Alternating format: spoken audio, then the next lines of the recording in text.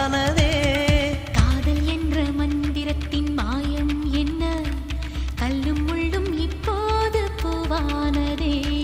வானவில்லின் துண்டொன்று மண்ணில் வந்து யாருக்கும் சொல்லாமல் பெண்ணானதே. தென்மேற்கு பருவக்காற்று